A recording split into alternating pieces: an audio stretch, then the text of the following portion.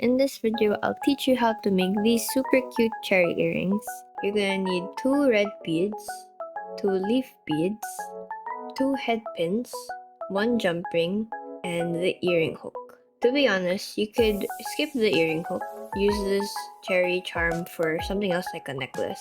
For the tools, I use pliers, round nose pliers, and the jump ring opener. Start by taking 1 red bead and 1 head pin.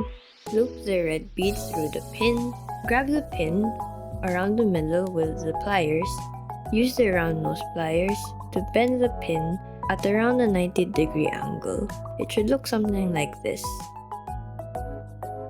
And then use the round nose pliers to start shaping the tip into a circle. Now you can use regular pliers to do the shaping part, and that's what I did too before I got my round nose pliers. But the round nose pliers do help a lot because it's already in a circular shape. So all you kind of have to do is just keep folding and pushing it a bit and it will follow the round form of the pliers. So this is in real time and this is how long it takes me to do it. Oh, it should look something like this in the end. Just repeat the same steps for the other red bead and head pin, folding it at a 90-degree angle, then using the round nose pliers to turn the tip into a circle.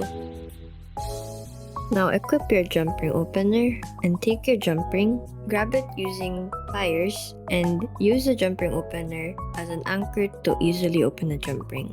Now we're gonna start to load the jump ring, and order matters here. So start with the leaf, add the first cherry, add the second cherry, and then add the second leaf. Finally, the earring hook.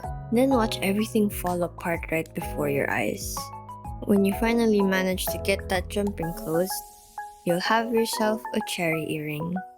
They look super cute as a pair, but you could even make a third cherry and have a complete set with a necklace. I hope you found this tutorial helpful. Thanks so much for watching.